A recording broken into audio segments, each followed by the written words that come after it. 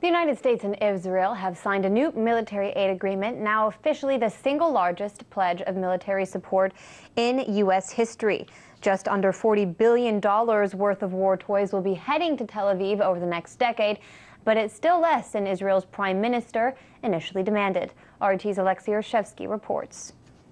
Joy and glee today in Washington as junior officials from the United States and Israel signed the long-awaited Memorandum of Understanding. That is the new deal between the two countries on military assistance. A historic one, if we look at the numbers. In fact, they look astonishing. The current deal, military support from the United States to Israel, stands at $3.1 billion a year. But the Israeli Prime Minister, Benjamin Netanyahu, wanted a very sharp increase, asking for $4.5 billion a year. It was believed that he wanted to hold out for such a deal, but now he has agreed to what the Jerusalem Post described as major concessions. The new pledge of military support will be $3.8 billion a year, stretched over a 10-year period. This amounts to $38 billion in total, the single largest pledge of military assistance to a foreign state in U.S. history. Netanyahu has been insisting that his country is in a volatile situation, and that's why Israel needed so much more military funding from the United States. His sentiments certainly struck a chord with many on the Capitol Hill. At least 83 U.S. senators signed a letter to the Obama administration back in April to grant this kind of support. But is it really needed, though? And is it needed so urgently that Netanyahu decided against waiting for the new president in Washington? To discuss that, I'm joined by author and editor at Alternet, Max Blumenthal. Thank you so much for being with us. Good to see you.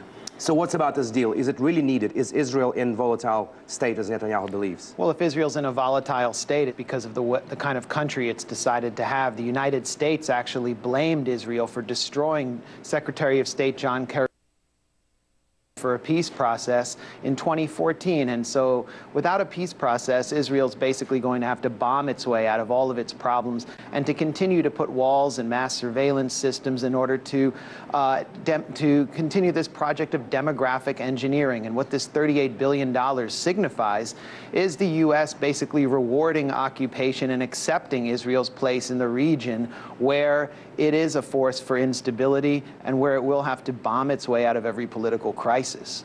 Why Netanyahu decided against waiting for the new administration? Why he decided to make those concessions and sign the deal now? Well, Netanyahu is actually under a lot of pressure domestically because of political crises and scandals within Israel that Americans might not be familiar with. So this makes him look really good. The Obama administration has chosen to prop up Netanyahu's far-right government with this deal. From Netanyahu's standpoint, he could have possibly gotten the $45 billion that he wanted under Hillary Clinton, who is actually more subject to the pressures of the pro-Israel lobby in the United States. So I think he chose this just for his own domestic political considerations. Max, but how does this even work? I mean, relations between Obama and Netanyahu have been very frosty.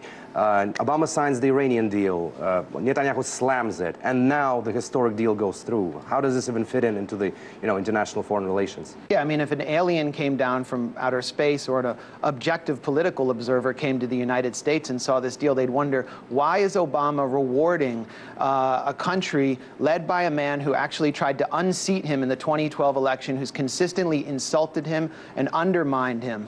It doesn't make sense, and that has to do with the domestic pressures that Obama faces from the pro-Israel lobby and from the weapons industry, because this $38 billion is going straight back to Texas and Colorado. Thank you so much, Max, for being with us. Just to follow up on what Max was saying here, the deal today was signed by junior officials, and all that despite Benjamin Netanyahu coming to New York this weekend to attend the UN General Assembly.